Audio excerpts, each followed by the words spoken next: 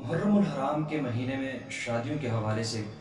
روایات جو ہے من گڑت چلتی رہتی ہیں۔ آج کل تو میڈیا کا دور ہے تو سوشل میڈیا پہ یہ چیز کافی گردش کرتی ہے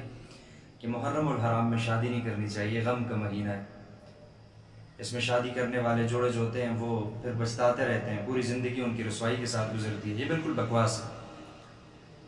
حضور علیہ الصلوۃ والسلام اور شریعت کی جو تعلیمات ہیں غم کے حوالے سے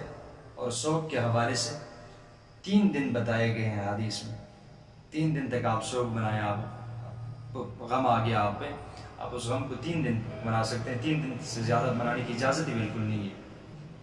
تو پھر یہ کہنا کہ محرم کا مہینہ غم کا ہے، اس میں شادی کرنا اور خوشیاں منانا اچھے مانا، اس کی کیا حیثیت رہے گی؟ پھر صرف اور صرف من گڑت روایات ہیں، صرف اور صرف وہ روایات ہیں جن سے لوگوں کو دھوکہ کیا جاتا ہے، جن سے مسلمانوں کو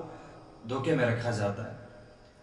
اور نبی علیہ الصلوۃ والسلام کی طرف ایسی احادیث کو منسوخ کرنا، نبی علیہ الصلوۃ والسلام کی روایت کے مطابق ایک بھی جھوٹی روایت میری طرف منسوخ کی، ایک بھی لفظ میری طرف منسوخ کیا جھوٹا، اس نے اپنے لیے جہنم میں گڑھا بنا لیا۔ تو میرے بھائیوں، گزارش یہ ہے کہ اگر آپ کے سامنے کوئی ایسی احادیث آ جائیں جو من گڑت ہوں، جو لوگوں کی بنی بنائی ہوں، تو پہلے اس کی تحقیق کیا کریں، علماء سے پوچھا کریں، اپنے قریبی جتنے بھی آپ کی مسجد کے امام ہیں اس سے پوچھیں کہ میں نے یہ حدیث سنی ہے، اس حدیث کی کیا حیثیت ہے اور اس کی سند کیا ہے، اس کے بعد اس پہ عمل کریں۔ تو بات یہ کر رہا تھا کہ محرم کے مہینے میں شادی کرنا اور خوشی منانا کوئی بھی ہو بالکل جائز ہے، کوئی قسم کی ممانعت اس میں نہیں ہے۔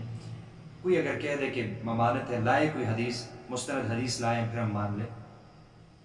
کوئی اس پہ کسی قسم کی نبی علیہ السلام کی حدیث موجود نہیں، نہ کسی صحابی کا قول موجود ہے، نہ کسی اہل بیت رضوان اللہ تعالی علیہم اجمعین کے اقوال ہیں، اس میں کسی کا قول اس پہ نہیں ہے، بس صرف من گڑت بات ہے مسلمانوں کو دھوکے اور فریب میں رکھنے کے لیے۔